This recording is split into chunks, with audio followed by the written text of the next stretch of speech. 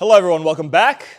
Another week, another chapter, more videos. I still haven't uploaded the part 2 video to last week's lecture. It's still taking me some time, a little bit of busy week, along with some technical difficulties because my laptop just decided to stop accepting airdrops from my iPhone. So I don't know why, but that's where we're at. Okay, so in the same way that we did a prerequisite lecture to chapter 2, which was all about endocrinology and things of the sort, this is not really a prerequisite lecture, but it's something within the curriculum that I think should come before Chapter 3. Because Chapter 3 has a specific portion of it that has to do with the abnormalities that occur within development that are different than the normal cycle of circulation. So, my philosophy is, considering certain people within their pre-medical curriculum did not encounter cardiac physiology before, and did not study the cardiovascular system, why would I hit them with differences on a system that they don't know about before learning the system itself? Sah? Yes? Okay. So, today we're going to cover the cardiovascular system. We're also going to do a little bit of forward teaching about concepts that I find myself needing to teach 2 or 3 or 4 or 5 times. So if you want a general roadmap of the way that this lecture is going to go, we are going to talk about the cardiovascular system. Then we will talk about cardiovascular physiology, and we will talk about what blood pressure is, what fluid balance is, what's the difference between all of the vessels. We will talk a little bit about oxygen carrying capacity and oxygen in and of itself. We will then cycle over to talking about blood pressure regulation, which is incredibly complicated, ridiculously complicated. Like, so much more than you would ever imagine. Those 2 numbers are not just for nothing, right? And after that, we will give a quick discussion on fluid balance.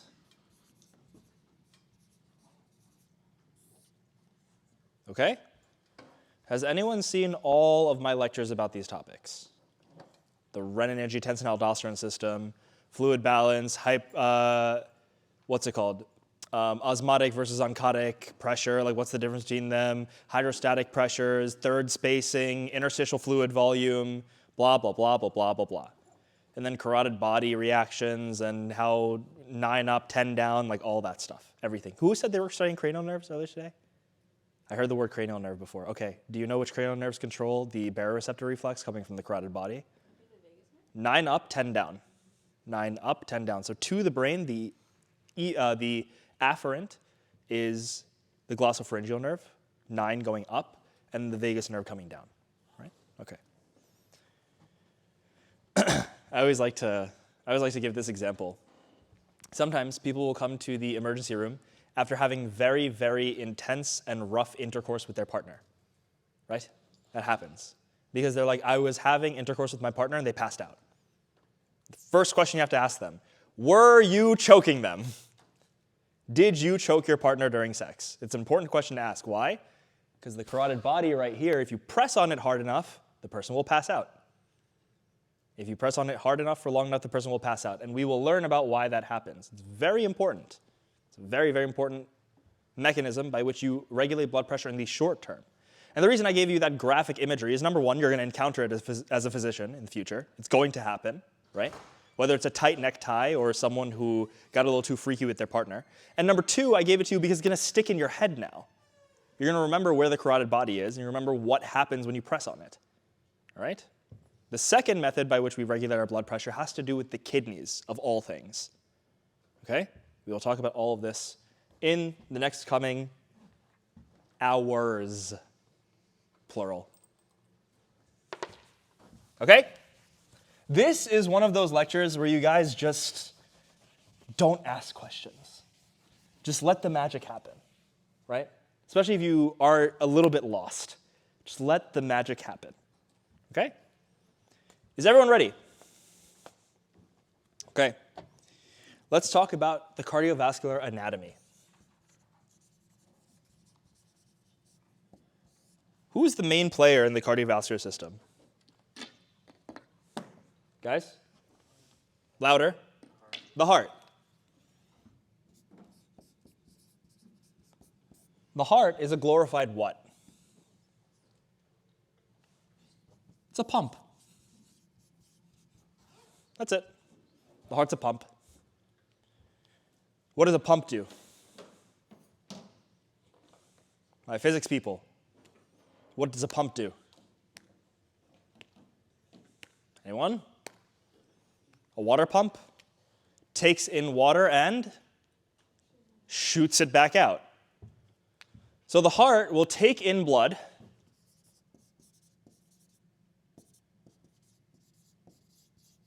and it will shoot it back out. Your heart does this from the moment you're born to the moment you die, unless you have a heart attack in the middle. Right? How does it do that? Why does it do that? What gets accomplished? How does it do this effectively? These are all things we're going to talk about. Okay?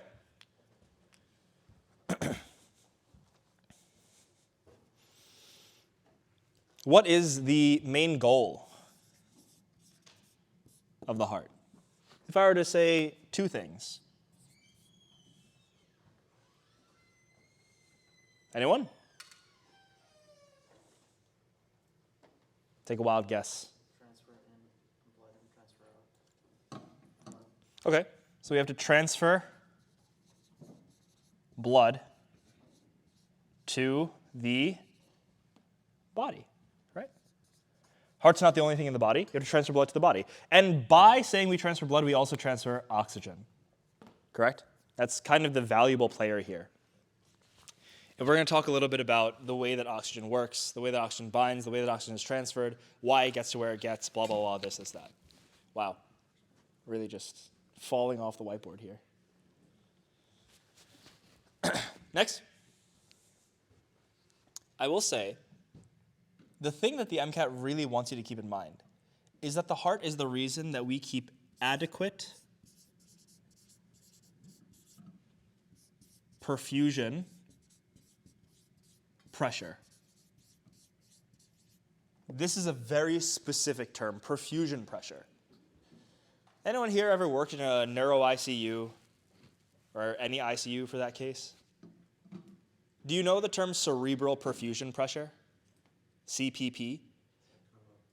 It is the pressure by which blood enters the brain. And if the brain doesn't have adequate pressure when it receives blood, it doesn't receive enough blood and you start to die. Cerebral perfusion pressure is an incredibly important concept when judging whether or not a person will have the capacity to literally exist as a human being in the future. Things like strokes affect cerebral perfusion pressure. Hydrocephalus affects cerebral perfusion pressure. Massive trauma and hemorrhage affects cerebral perfusion pressure. This adequate perfusion pressure is perfusion pressure of the whole body. What is perfusion? I tell you that a muscle, like the latissimus dorsi, is perfused by blank, this artery. So what is perfusion? Perfusion, what is a perfusionist? A cardiovascular perfusionist is someone who makes sure that blood enters back into the body properly. So perfusion is the method or the process by which blood enters something, X. Cerebral perfusion pressure is the pressure at which blood enters the brain, cerebrum, the brain, cerebral, right? Cardiovascular perfusion is the perfusion pressure by which it enters the heart, or cardiac perfusion, better for that matter. Musculoskeletal perfusion is the blood pressure by which it enters the muscles, right? Do your bones have a vascular system? Yes, they do. Long bones have blood running all through them. How else are you going to get the bone marrow that makes your blood cells back into the blood? If your bones were not vascular, there would be no way to get the blood cells made in the bones into the blood. You have an entire system that's very complicated that runs blood through the bones. Okay, this is the goal of the heart. It accomplishes this goal through, what does a water pump usually connect to? Guys, you have a pump of water, it has to shoot it out, it has to get somewhere. What do you connect it to? A pipe. Pumps plus pipes. That's it. Pumps and pipes. These pipes come in different varieties. Number one, we have arteries. And number two, we have veins. Now, who can tell me whether or not this statement is true? Arteries, if you know the trick, please don't say anything. I'm looking at you, and you, and you. And him in the back. You. Keep your mouth shut.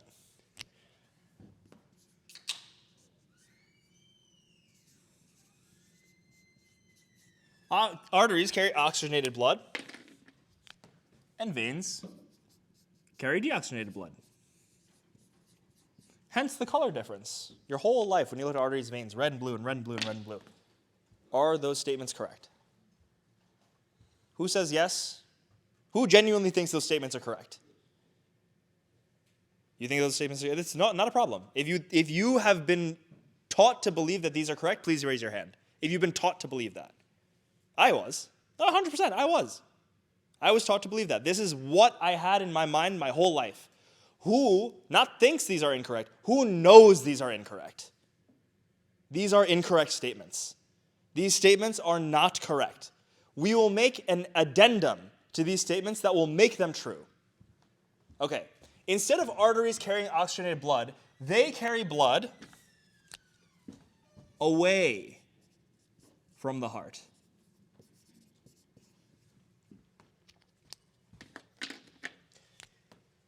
And instead of veins carrying deoxygenated blood, they carry blood to or toward the heart. Is this true of every artery and every vein? Yes, it is. This is true of every single artery and vein in the body. If a vessel is traveling away from the heart, it is an artery. Arteries travel away. And if a vessel travels toward the heart and brings blood back to the heart, that is a vein.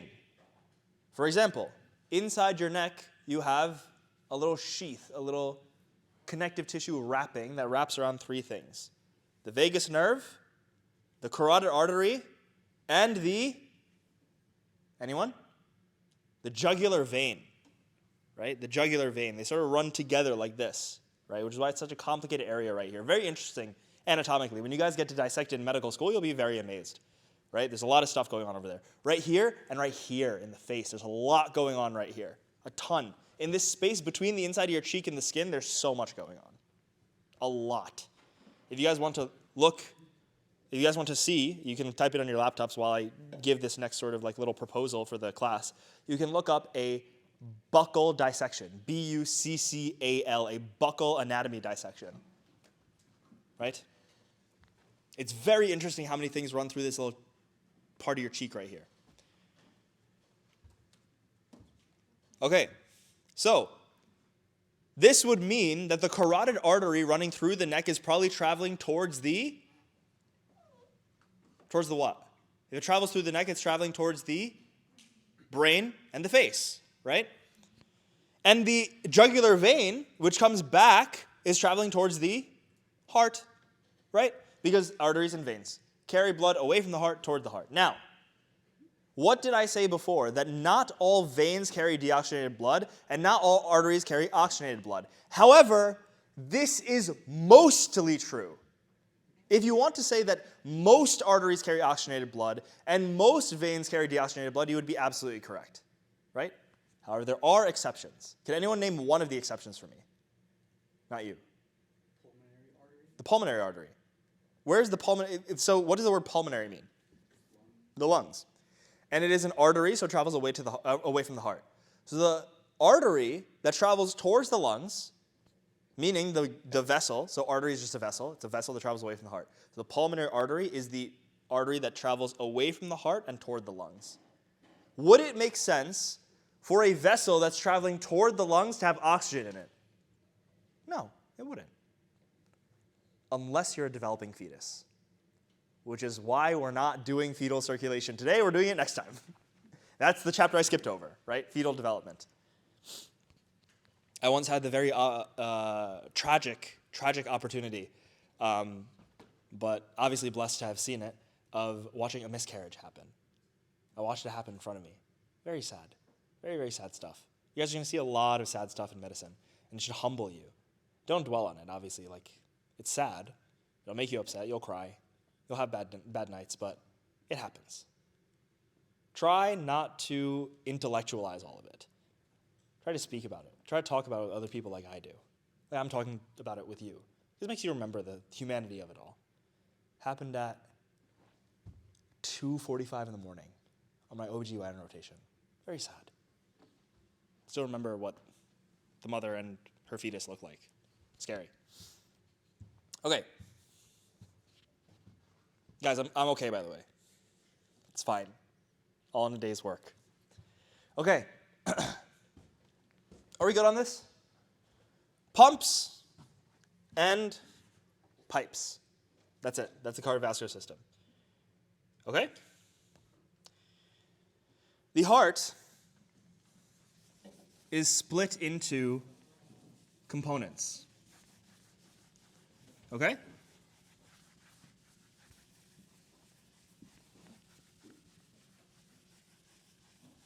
The heart is split into, I guess, better than components would be compartments. Right? Compartments. The heart is very good at compartmentalizing. Has anyone ever seen the box model of the heart? You just draw the heart like a box. Forget the little, yay, forget that, right? Forget all about that. This is not real. This is fake. This is propaganda, all right? This is K-pop propaganda. It's infecting the pre-meds all around the world. All right? This is the heart. Oh, yeah. That's it right there. That's actually what exists inside your body. That's the heart. All you got to do, that's it. This is the easiest way to understand the heart. Forget which artery crosses over which one, which ventricle leads into which one, does this one point forward or backward. Forget that. Do that in medical school. Right now, that's the heart. Okay? All right. All roads lead to Rome, and all veins lead to the vena cava. The vena cava will plug into this specific side of the heart. Do not draw anything that I draw on the board any other way than I'm drawing it. Draw it exactly as I do. If you messed up and put this on the wrong side, you are going to be lost. Okay? Don't put it on the bottom. Don't put it on the side. Put it directly into the corner like I do. Okay? This is the vena cava. The largest vein in the body. I'm going to color it blue. This is the vena cava. The vena cava is a vein, right? It is a vein that carries all of the venous blood from the body and brings it back into the heart. Okay? Everyone understand? By the way, if this is slow for you, trust me, we're getting there. We're going to get there. We're going to get to the blood pressure dynamics and everything. We just need to get through this first. This is the vena cava. It will drain into a part of the heart known as the right atrium. The right atrium. I will spell that out. That is atrium. Okay? The right atrium. The right atrium then empties into a part of the heart known as the right ventricle. I will draw a little triangle here and put a number 3.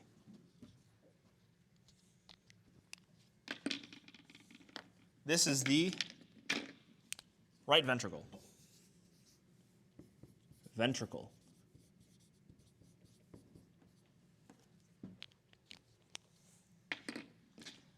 The right ventricle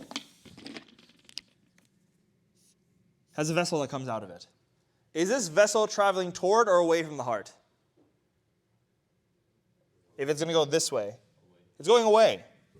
So this is an artery. with deoxygenated blood. I said all the deoxygenated blood comes in through the vena cava. Empties here, empties here. Did anything get oxygen yet? No. This is an artery with deoxygenated blood. This is one of your exceptions. This is the aforementioned pulmonary artery.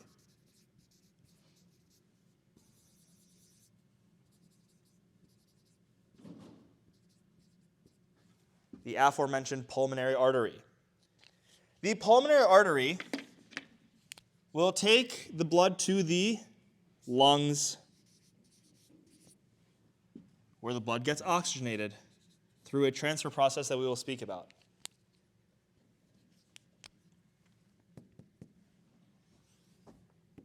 Come around the top of the box. Now that the blood is oxygenated, we will enter into the other side of the heart with oxygen. Tell me, is this vessel going toward or away from the heart? So it is a vein. This is the pulmonary vein. Think about it this way. A vein is a vessel that goes towards the heart. It is coming from the lung, so it is pulmonary. It is the pulmonary vein. Is there one pulmonary vein? No, there's 4. The pulmonary veins in total, they plug into the next part of the heart, which is known as the left atrium. Like the right atrium, but on the left side. Remember, draw exactly as I do on the board, regardless of whether or not you think it's correct. Because I don't care what you think, and neither does the heart. Next. Another little valve here. I'll write a 2. If that's the left atrium, next is the left ventricle. And the left ventricle will pump out through the aorta. The aorta is the largest artery in the entire body. It handles most of the blood volume that comes out of all of the blood volume that comes out of the heart. All of it. Every single drop of it will move through the aorta, out of the left ventricle at least, unless you have some sort of pathology, in which case you should get checked out. Come see me in 10 or 11 years. Okay? Those are not the only valves in the heart either. I will tell you that there is a valve here. There's a valve here. Look at where the valve points are, by the way. This is a little bit of the sort of nuanced conversation to be had about the way the heart works. What do valves do? So we have pumps, and we have pipes, and we have valves. This is really seeming like a backyard exercise, right? What do valves do? Yes, so valves prevent backflow and open when it is time. That's one thing I didn't speak about previously about this chapter. I didn't focus on this quite a lot, but I think it makes a lot of sense when I explain that to I almost said patients, students. Hopefully you guys are not my patients. I hate it when people come to me and they're just like, oh my God, you're going to be a doctor? Hope you're my doctor someday. I was like, I hope the hell not. The type of medicine I want to do, if you're my patient, you're dying. You're not a healthy individual.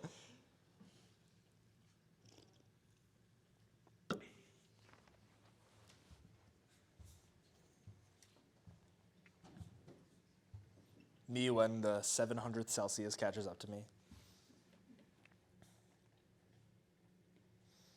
Any questions about anything? Life, liberty, the pursuit of happiness? Okay. We'll get to that. This is the basic function of how the heart works. So if you were to draw a mini diagram, or say just in your head how everything comes through, you have to have a starting point.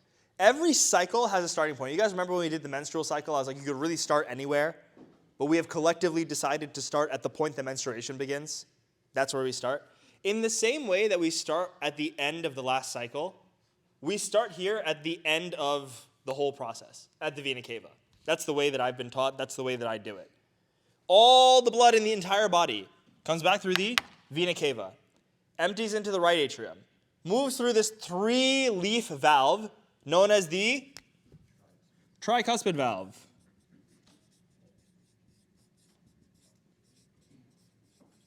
Three cusps, tricuspid, right? Goes to the right ventricle. The ventricles of the heart are more beefy and muscular than the atria. So we're going to draw them a little thicker. And the septum between them. And the left ventricle is far beefier than any other part of the heart. It has a lot of bulk to it. Just like my man right there and right there. A lot of bulk. Lots of muscle. If you were to put your finger inside of the left ventricle, and this happens a lot when people get gunshot wounds, you will find that the person has a wound that enters their left ventricle, either goes all the way through or penetrates a part of it. If you stick your finger in there, what you're doing is you're creating back pressure against the ventricle so that it can properly pump, but you will feel the ventricle squeezing against your finger. You'll feel it clamping down on your finger. We'll talk more about that. When you thread a catheter into a patient, if it's a pressure-sensing catheter, what's happening is the arteries are actually clamping down a little bit on that catheter, and you can measure that. And that's how we use an intra-arterial catheter in surgery, or in interventional cardiology, or interventional radiology. That's how you monitor someone's blood pressure while they're under anesthesia. Does that make sense? Did I lose anyone? Okay.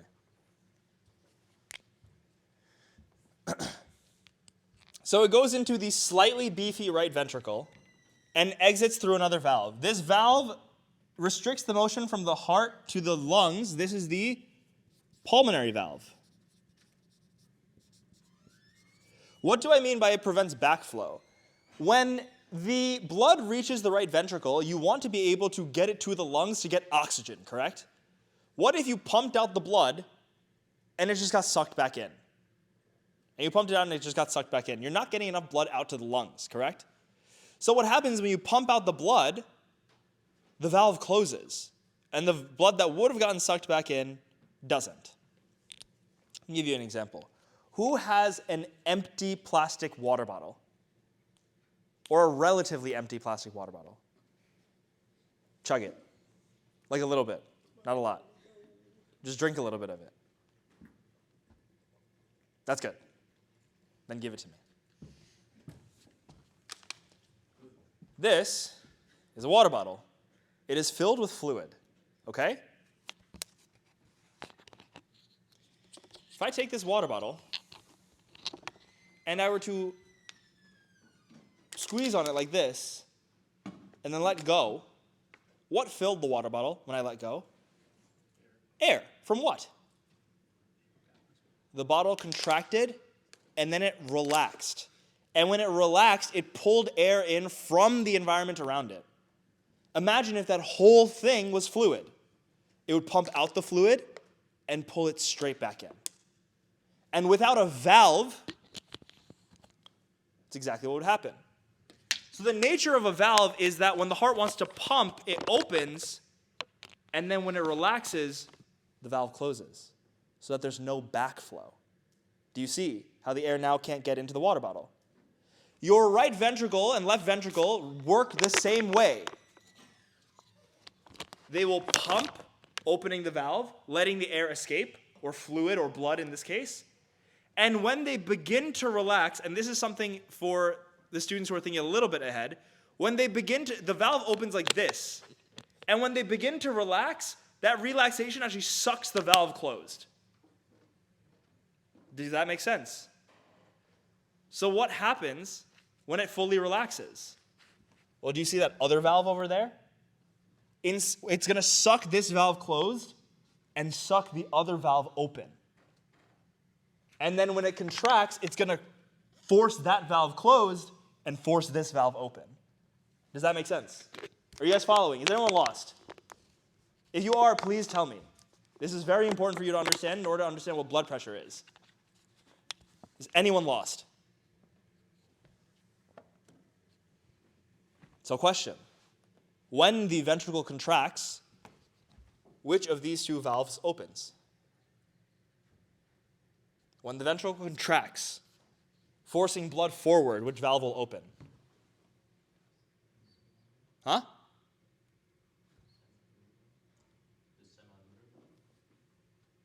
The pulmonary valve. The pulmonary valve will open. Why? Because when the valve contracts, it's moving the blood forward.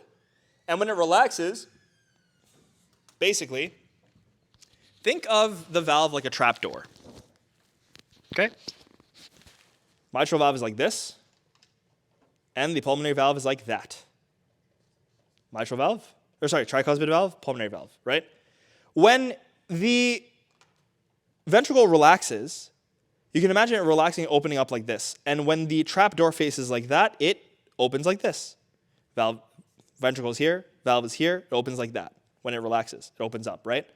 But when it contracts, you can imagine that the door that was like this, we start pressing against the edges of it, this valve closes, and that one opens. It's very interesting if you watch an animation of it. The animations are very helpful. I think it's easier for me to sort of explain to you because I've seen the anatomy. I've literally watched this happen in real life. Anyone here like echocardiograms as much as I do? I love echocardiograms. I've done a lot in emergency medicine. Okay, anyways, that's valvular stuff. And that's going to be important when we talk about blood pressure, which is why I said it's going to get a little bit complicated. So if you didn't fully understand that, you will when we talk about blood pressure. So vena cava carries all the deoxygenated blood to the right atrium, travels through the tricuspid valve. Notice I didn't say that the atrium contracts. The blood travels through the tricuspid valve. Then it reaches the right ventricle, which pumps the blood out the pulmonary artery. Okay? Now we are at the lungs, the place of exchange of oxygen. The blood picks up the oxygen in a way that I will explain later and sends it back to the left atrium through the pulmonary vein, right? Notice that there are not valves here. There are no valves here. Because what's helping the blood move from here to here? Gravity. You don't really need, there's no need to regulate the backflow there. Plus, the backflow is regulated here and here. Why do you need it here? It's redundant. There are really no redundancies in the body. Right? There is one point where you could say there's redundancy. Anyone know how the hand gets its blood supply? Radial artery, right? Right here, the one you feel for when you're at the pulse. Did you know you also have an ulnar artery? There's an artery here, there's an artery here. One of them circles into the hand and makes a little arch, and the other one circles into the hand and makes an arch. One of them is called the superficial palmar arch. One of them is called the deep palmar arch. And they communicate with one another. So if you were to sever your radial artery, the surgeon won't bother fixing it. They're just going to tie it off and send you out the door because your ulnar artery is just going to feed the whole hand. It's interesting. It's called a collateral, right? Okay. Now, we are oxygenated and we're in the left atrium. From here on out, unless you have an issue in your heart, all the blood is oxygenated. 2, unless you have a problem within your blood, its greatest capacity. It's carrying as much oxygen as it possibly can, right? Travels through the mitral valve, also known as the bicuspid valve, which I didn't draw. This little 2, it's called the bicuspid valve, which is a term you will learn for the MCAT and then forget forever because no one calls it the bicuspid valve. It is known as the mitral valve. M-I-T-R-A-L. Not mitral, as my roommate used to say. It is the mitral valve. It is named after a mitre hat. It has 2 little spokes on it. That's why it's called a mitral valve. Does that make sense? Right? After traveling through the mitral valve, it gets into the very beefy left ventricle. The incredibly heavy, and you guys don't be afraid to make noise. It's fine. The microphone's not picking it up. The very beefy and very heavy left ventricle, which is going to pump it out to the aorta through the, if that was the pulmonary valve, what is this? Don't say the aorta-y valve. This is the aortic valve. Prevents backflow into the left ventricle. That is the heart in a nutshell. This is the command center of the entire cardiovascular system. Any questions about that? No? Okay. So, vena cava, right atrium, tricuspid valve, right ventricle. Out to the lungs to get oxygenated through the pulmonary valve into the pulmonary artery. Pulmonary artery delivers blood to the lungs, comes back oxygenated through the pulmonary vein into the left atrium. Left atrium collects the blood, drops it to the left ventricle through the bicuspid or mitral valve. The left ventricle holds the blood for a meantime and then pumps it out through the aorta to the body. After the aorta comes the body.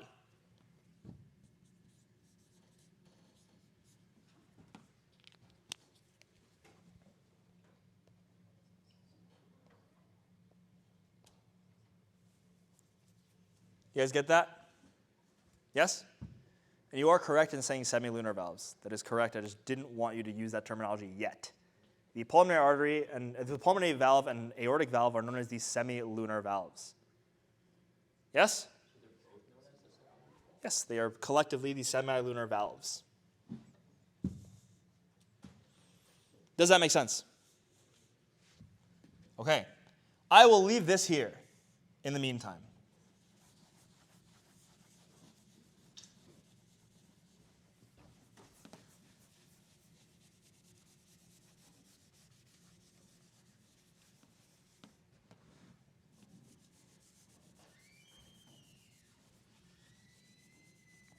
Let us talk about one thing that the MCAT wants you to know for some reason, that we can actually use the messy, not-so-right diagram of the heart for.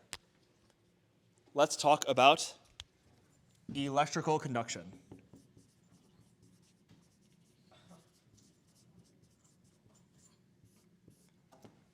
The heart is not only a pump, it is also a battery. The heart is not just a pump, it's a battery, and a capacitor, and a resistor, and a self-fulfilling circuit.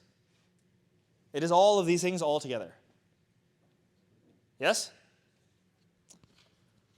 What do I mean by electrical conduction? We have studied electrical conduction many times in our pre-medical curriculum, one of them being for the nervous system, where they were known as action potentials, right?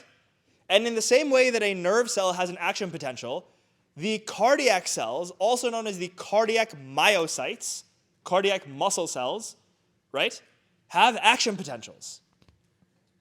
Do you understand? These action potentials fire in a systematic way. There is a specific part of the heart known as the sinoatrial node,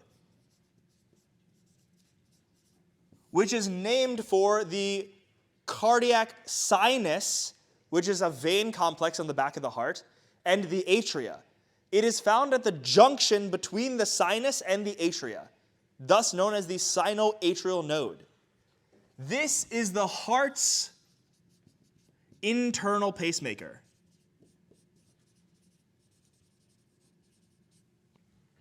The heart's internal pacemaker. This thing, this specialized bundle of cardiac myocytes, just fires off electrical potentials for the rest of the heart to pick up on. My man in the back knows everything I'm saying, I can tell. He's locked into this lecture right now. The heart's internal pacemaker. It shoots off an action potential how many times per minute? Give me a range. Huh? That's blood pressure. I'm talking about beats per minute. 60 to 100, which is how we get the normal heart rate. What does 60 beats per minute sound like?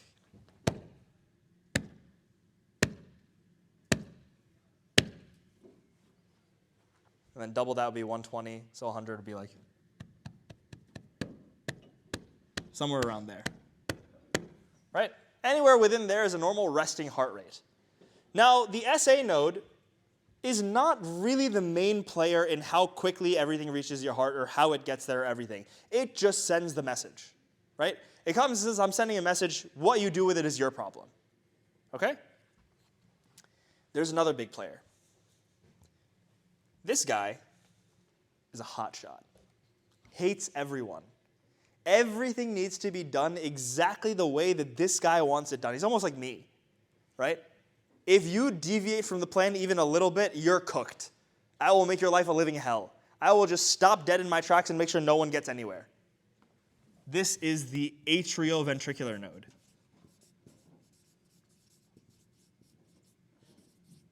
This is the SA node. This is the AV node. Named, of course, after the junction between the atria and the ventricles. Right? The atrioventricular node has one very specific job. A 0.1 second delay. That's it. Roughly 0.1 second delay. That can be changed, whether you're exercising or you're sleeping or you're relaxing or you're doing whatever. It can be modulated a little bit, but all you need to know is that the AV node delays a little bit. There's an ayah in the Quran, very scary. It says, it talks about the people who go against God. And a lot of people look around and they say, oh, this is so unfair. We're so dutiful to God and bad things happen to us and blah, blah, blah. God says, we're only delaying them a little bit. Don't worry. The justice is coming. We're just letting it marinate. The AV node is just delaying the action potential a tiny bit. That's it, just a little bit. Because after the AV node, guns Jamaican, right? You are going splattering all over the place. After the AV node, you hit the bundle of His, not his, His, H-I-S, which goes into the Purkinje system.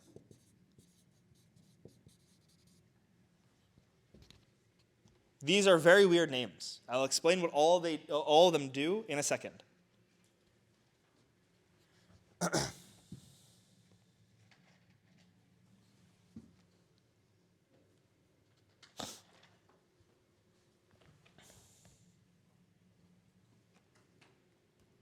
The heart is not straight up and down in your body. It is tilted on an axis. Anyone here ever been taught by an EKG tech how to read an EKG? The reason that all the things on an EKG, all the squiggles and lines and everything look the way they do is because of the heart's axis. You're literally detecting vectors of electrical activity coming through the heart. That's what you're detecting when you do an EKG. It's a lot of physics, which is very surprising why I like cardiology, because I hate physics. I love cardiology. Right? The heart is tilted on an axis like this. So I'm going to draw it tilted on an axis like this. Right? By the way, I never addressed the elephant in the room. Why is the right on the left and the left on the right? Because this isn't you, this is me. That is me. My right atrium, my right ventricle, my left atrium, and my left ventricle. And my aorta, my pulmonary veins, my vena cava, and my pulmonary artery. Correct? On my right and on my left. My right, my left. Patient's right, patient's left. We are talking about anatomical right and left, not perspective right and left. Okay? Anyone here work in ophthalmology ever? Don't they have like those weird terms like OL and OD and like these strange, like, they have these very weird abbreviations, things like that. If anyone knows, have you worked in ophthalmology before? Okay. Someone double check me on that, like ophthalmology, like it's like OLOD, something like that, like whatever. I don't know. I'm not going into ophthalmology. It's too complicated. Although the dissection of the eye was one of my favorite things in anatomy. Very interesting stuff. We actually went from the top of the head. So we cut open the calaveria, the skull, removed the skull, cut through the dura that was attaching the skull to the base of the skull to like the base of the skull, right, the whole thing. Cut out the brain from the brainstem, detached the cranial nerves, and you had the skull base. Basically, you had like it's like a plate, and above the eye is the ceiling. The orbital ceiling is the base of the skull. So we took a chisel and looked at where the eye was, and we gave it one smack, and it shattered. And you'd pick out pieces of bone, and you'd dissect the eye from the top down. It's very interesting. Very interesting dissection. All right. So these are the atria, after I just told you the most traumatizing information of your entire, that I cracked a guy's skull open with a chisel. These are the atria. Okay. So these are the atria, and these are the ventricles, right? And this is the right, and this is the left. Yes? You guys understand that? So the sinus is actually on the back of the right atrium, sort of like here, right? It's like lurking. So the sinoatrial node is going to be like somewhere over here. It's the SA node.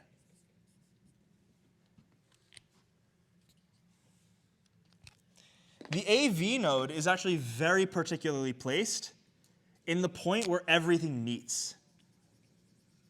The valves and the septa being the things that separate the atria and the ventricles, right? That little wall in between.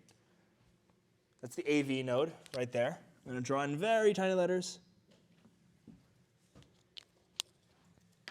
The bundle of His actually travels down in two directions from the AV node. I'm going to write BOH. I know it's tiny. I apologize. The bundle of His is traveling down the septum, down the middle of the heart, between the two ventricles, right? And finally, when the bundle of His comes to the bottom, it actually swings up this way. And these things that swing up are called the Purkinje fibers.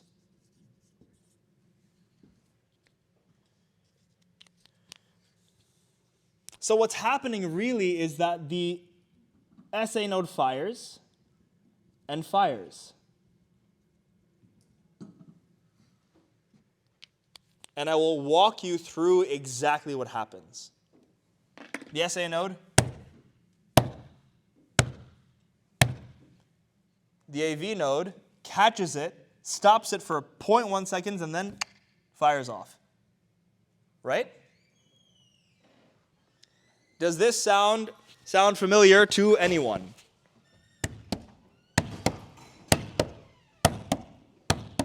What sound is that? I know it's your heartbeat, but what is it? The valves not opening, closing. When the valves slam shut, that is when you hear the sound, right? Valve, valve, valve, valve. But do you guys hear that pause?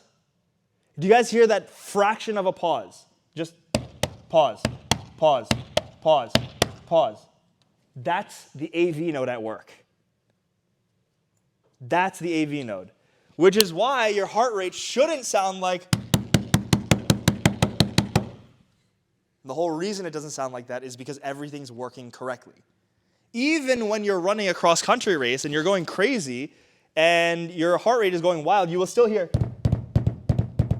And if you are able to discern it, there's a tiny pause in there. Very short one, but it's there. And even when your heart rate slows down,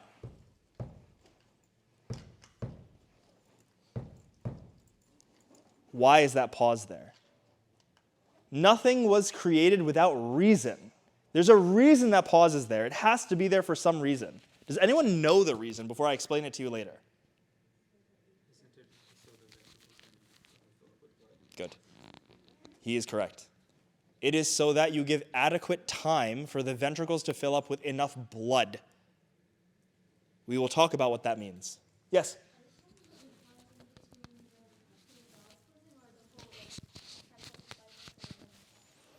So let's say we're talking, well, the sets of valves open and close at the same time. So the aortic valve and the pulmonary valve open and close together. The bicuspid valve and tricuspid valve open and close together. So this is bicuspid, tricuspid, pulmonary aortic. Right? Like that. They work together. Sometimes you'll actually hear a splitting of the semilunar valves closing, and that's something you don't need to know about. But in children especially, if you guys work in a clinic and you're able to work with children or very well-trained athletes, you will hear. It's a very interesting thing to hear. And that can also be a sign of heart failure. So don't mistake it for heart failure, please. In medical school, there's a difference between here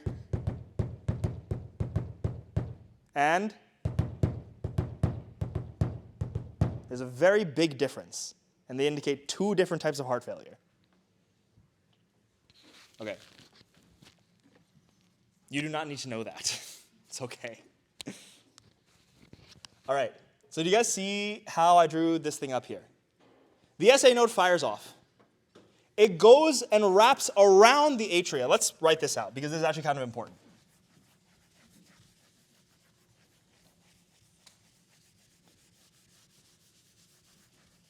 If anyone is interested in cardiology, I want you, after we talk about blood pressure, to look up a specific medication regimen known as GDMT, Guideline Directed Medical Therapy.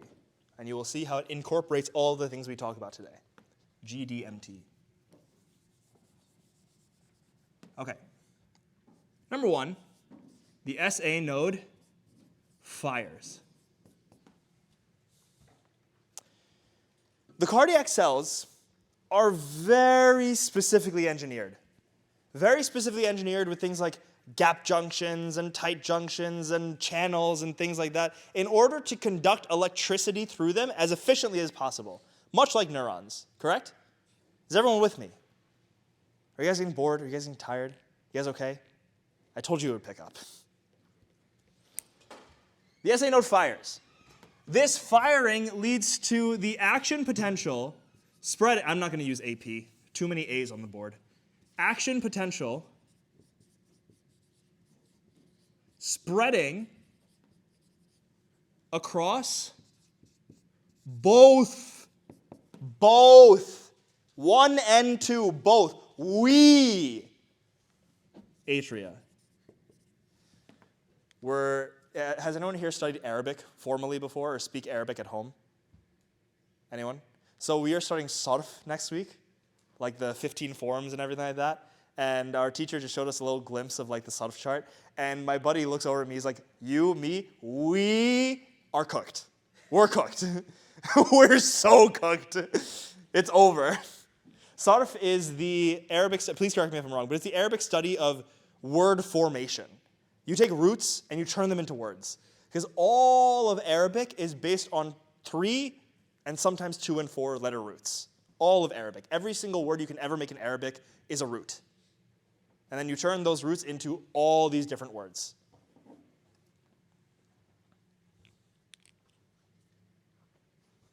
So like allama, alima, muta'allim, ta'allim, these are all based on ayn, lam, mim, which means learning, to teach, education, things like this. Right? Okay. So we, as atria, get depolarized, right? That conduction traveling is depolarization, correct? It wraps around both atria, which causes them to contract. Hold up. Pause. I just told you before the atria don't contract. Not in the way that you would think. This is a very important thing known as the atrial kick. And we'll talk about this in just a second. When all of this is put together, which is why I kept this here, and now we're going to have this here. And we're going to put it all together. Everything. By the way, who was the person who asked me if F plus bacteria can mate with other F plus bacteria? Was it you? I was incorrect. They don't normally do that because it's ineffective. And that's what sucks about people who like watch one video and then don't watch another, because now I'm explaining to you F plus and F plus bacteria don't mate. They don't do conjugation. It's ineffective. It's ineffective conjugation. I looked this up because I remembered your question in the middle of class. Atrial kick. The signal loops around the atria and it reaches the AV node.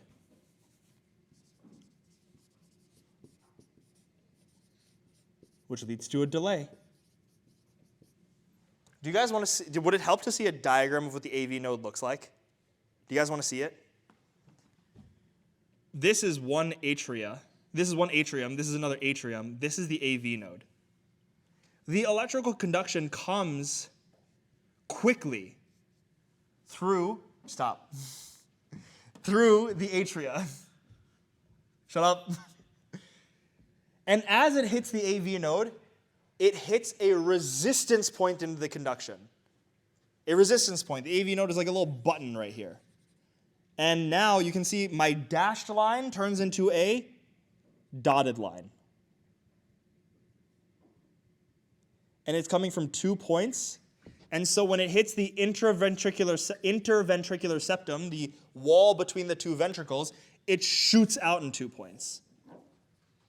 A dashed line turns into a dotted line, turns into a solid line. It is fast and slow, and then very fast. That's the conduction. Does that make sense? These are the right atrium, atrial septum, left atrium, right ventricle, left ventricle. We slide up the walls of the atria into the AV node, get delayed, slowed down, and the conduction fires rapidly into the ventricles. Does that make sense? When you depolarize muscle, what happens? When you depolarize muscle, what happens? Have you guys seen those videos of people taking raw octopus and pouring salt over it? What happens? It contracts, it moves. So when the heart depolarizes, the muscle contracts. The heart is a pump and a this and a that and a whatever, but it's just a muscle. It's just a muscle. That's it. And if you understand that, you'll understand everything. After the delay in the AV node, the action potential swiftly travels down the interventricular septum. I'll spell it out. Interventricular, between two ventricles. Septum. This is the bundle of His. That makes that happen. And this leads to wrapping around the ventricle walls. And these are the Purkinje fibers. Am I calling the ventricular walls the Purkinje fibers? No. I'm saying that the Purkinje fibers are the part of the electrical conduction system that carries the signal up the ventricular walls. Take a second.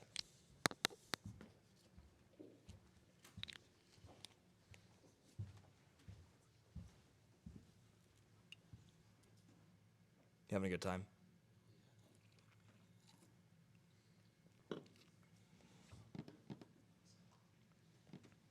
Any questions? You see like tracks down? Like drops down or wraps? Oh, Wraps. okay. So it swiftly travels down the IVS, wrapping around the ventricular walls.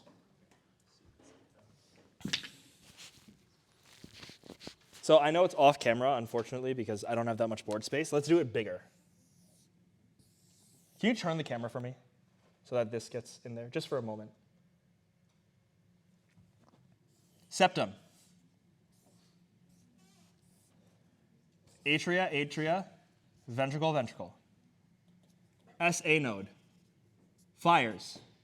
Shoots down and down. AV node. Delays. Shoots down the tract through the bundle of His and swiftly wraps around the ventricles. Does that make sense? Yes? Every single thing. Do you guys know the story of King Midas? Every single thing he touched turned to gold. He couldn't even touch his own family. He couldn't hug his daughters. He couldn't exist as a human being. Everything he touched turned to gold because he wished for it.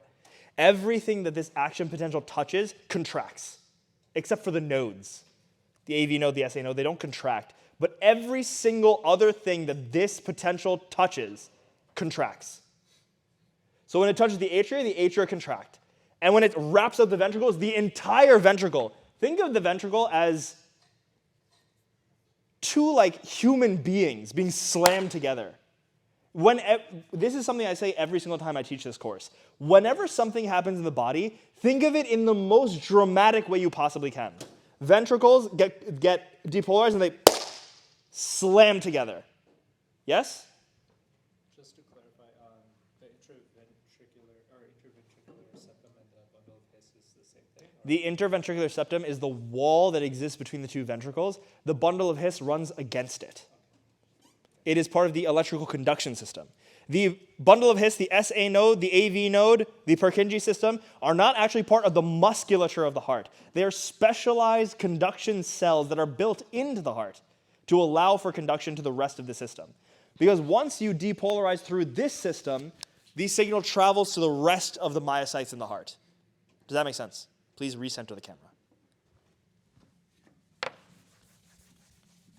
This is definitely the most depth at which I've ever taught this lecture. Is it helping?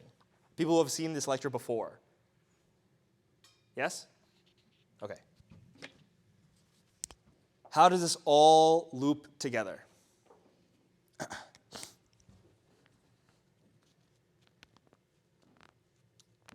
There's something known as the cardiac cycle. And it is the process by which blood enters, blood leaves, things contract, valves open, valves close, this, that, and everything. There's a diagram known as the Wiggers diagram, Wiggers, the Wiggers diagram. You can look it up on images. It is a very complicated diagram. You don't need to know all of it, but the MCAT, Kaplan decided to include this diagram inside of their book. It is a representation of the cardiac cycle. It is very important to know physiologically in medical school, but it doesn't hurt to look at. That is the whole cardiac cycle, correct? When blood returns into the heart through both pathways, you have to think of this as happening at the same time. The cardiovascular system is a closed loop. So when blood moves forward, it pushes other blood forward. So the blood in my thigh, in my femoral vein, as blood gets pushed down my femoral artery, it loops back around and pushes that blood up my femoral vein. And the next pump pushes up further, and the next pump pushes up further. Do you guys see that? How it's just a circle? It's a system, it's a cycle, right? So when blood re-enters the heart through the vena cava and the pulmonary vein, it drains into the left and right atria. And what caused that blood to re-enter the heart? Well, it was the last pump. The last pump of the ventricles caused that blood to re-enter the heart. When the ventricles pump, we don't want backflow, right? When the ventricles pump, the tricuspid and bicuspid valves, or the tricuspid and mitral valves, are closed. In order to pump, we opened the semilunar valves, the pulmonary valve and the aortic valve. Are you guys seeing that? You guys understanding that? Yes? As the heart begins to relax, right after pumping, remember how I said the relaxation pulls these valves closed and pulls the tricuspid and bicuspid valves open. It just so happens that at the same time that the heart is relaxing, blood is entering the heart. And as it relaxes, these valves fall open. So the blood that collects inside of the atria are now draining into the ventricles passively. So, blood drains into the ventricles following passive opening of the tricuspid and bicuspid valve. Blood drains into the ventricles following the passive opening of the tricuspid and bicuspid valve. So when the semilunar valves are closed, blood is traveling back to the heart, essentially? When the semilunar valves are closed, there is simultaneous flow of the blood that was just ejected and blood returning to the heart. All of it is simultaneous. And don't forget that when you pumped out the right ventricle as well. There's blood entering the lungs. There's blood entering the vena cava. There's blood entering the aorta. There's blood entering everywhere at all times. There's blood in the brain. There's blood in the leg. There's blood in the GI tract. Everywhere. There's blood everywhere. You are a mess of blood. Okay. Can I erase this? Could you just read it out one more time? This? No. Oh, blood draining into the ventricles following... passive opening of the tricuspid and bicuspid valve. That's the first thing that we're stopping at.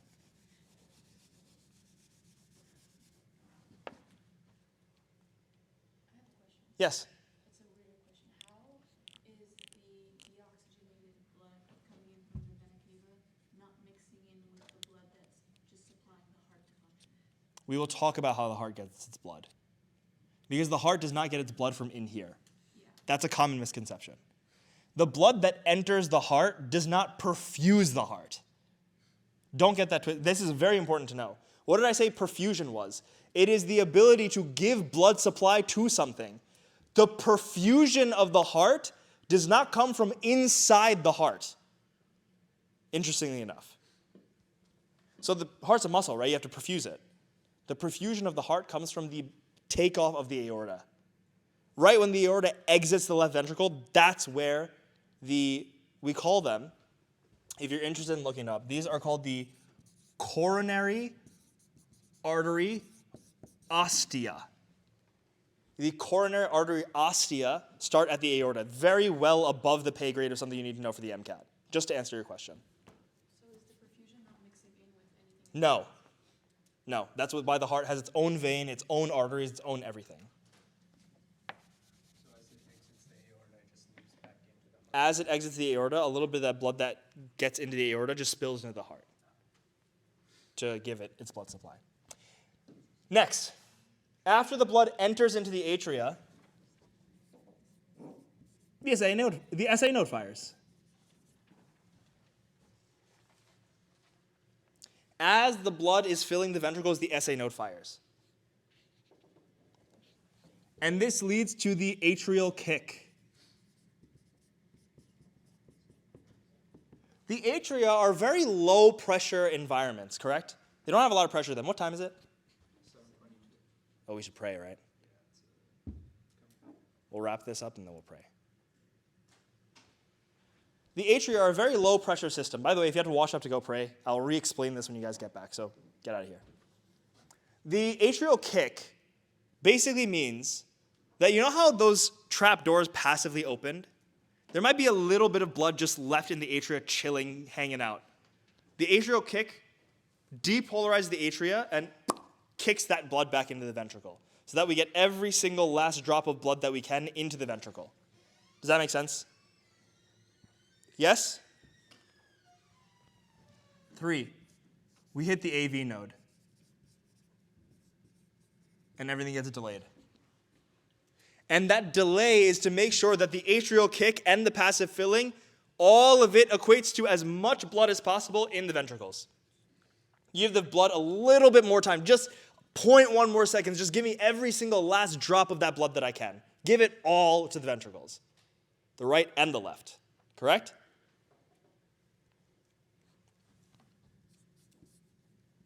Bundle of His and Purkinje fibers depolarize ventricles. Yes? I know there's a lot of mess on the board. I apologize. Let's get rid of this.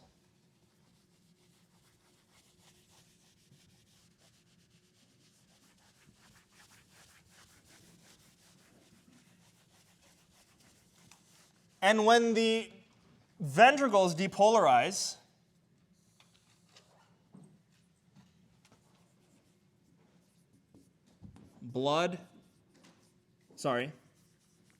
the ventricles contract,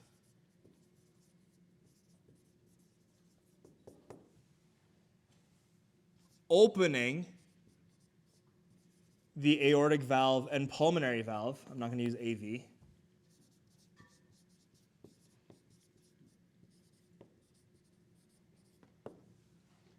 Pushing blood out of the heart.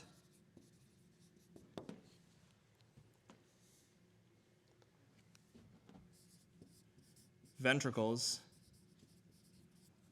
repolarize and relax. And that relaxation closes the aortic and pulmonary valves and opens the tricuspid and bicuspid valve, which restarts the cycle. You guys see, it's just a little bit of conduction. That's it. A tiny bit of electricity causes this whole thing to happen. Are you guys following? Can you guys make the connection between the picture and the drawing? Sorry, the picture and the words. You guys get it? And if I were to draw this for you, the SA node would be somewhere right here. The AV node would be right here, and his Purkinje system would actually be running against those beefy muscular walls I made in the ventricles. So one more time. At the end of the last cardiac cycle, the ventricles repolarize after being depolarized. The lack of pressure in the ventricles pulls open the bicuspid and tricuspid valve, which allows the blood that returned to the atria to drop into the ventricles. While this is happening, the SA node fires, depolarizing the ventricles, giving you the atrial kick. The atrial kick pushes blood into the ventricles. The conduction reaches the AV node. We delay a little bit to let the ventricles fill. After that delay, the His-Purkinje system, fires, depolarizes the entire ventricle. It pumps aggressively, closing the bicuspid and tricuspid valves. That's the first boom you hear, the thump, right? And it fires the blood out of the aorta and out of the pulmonary artery, pushing all the rest of the blood forward from before in the cardiac cycle. And as the ventricles repolarize, you restart the cycle. And as they repolarize, the aortic and pulmonary valves close, which gives you your second heart sound. S1 and S2, or sound 1 and sound 2. So this is S1, S2. Right? Couple more things before we give it a pause and continue later. This was hefty. The rest of the lecture is easier than this, at least from a physiology perspective. This is the most complicated the physiology gets. If you did not fully understand what I put on the board, it's fine. What I want you to know is how the physiology of this works and how the blood flows and what stops it and what gets it going. That's all you really need to understand, because in order to understand blood pressure, I need you guys to understand that the aortic valve and the aortic valve specifically, has to fight the pressure of the rest of the body, correct? Because let me tell you something. The way you're probably wondering how this all sort of gets back to the heart in the first place. The aorta will give rise to large arteries. Those arteries turn to small arteries called arterioles. Those arterioles turn into capillaries. And those capillaries interface, I'm just going to put a little I here, or an O2, DO2, with venules. The reason I say that is because the capillary-venular interface is where oxygen transfer happens. This is the split between the artery and the venous system. The venules lead to veins, and all veins lead to the vena cava. Is that too much for anyone? Okay? When we come back, we will talk about how this works, how that works, and how blood pressure works. Thank you guys so much for watching. Please check the links in the description to support the channel, and I'll see you hopefully in a few minutes.